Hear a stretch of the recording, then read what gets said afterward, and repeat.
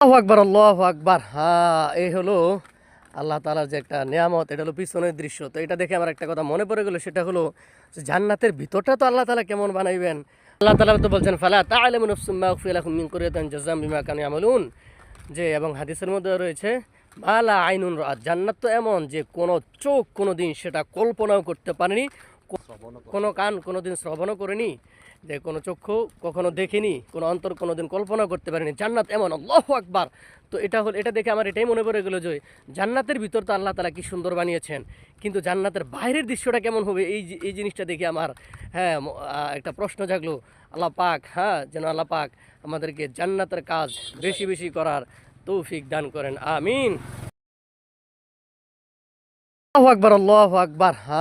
এই হলো আল্লাহ তাআলার যে একটা নিয়ামত, এটা হলো পিছনের দৃশ্য। তো এটা দেখে আমার একটা কথা মনে পড়ে গেল, সেটা হলো যে জান্নাতের ভিতরটা তো আল্লাহ তাআলা কেমন বানাইবেন। আল্লাহ তাআলা তো বলছেন, ফালা তা'লামু নাফসুম মা উখফিয়া লাহুম মিন কুররাতিন জাযাম বিমা কানু ইয়ামালুন।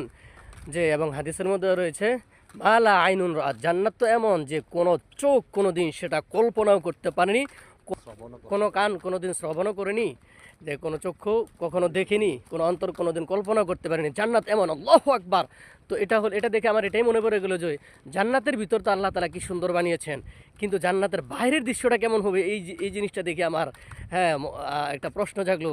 আল্লাহ পাক, যেন আল্লাহ পাক আমাদেরকে জান্নাতের কাজ বেশি বেশি করার তৌফিক দান করেন, আমিন।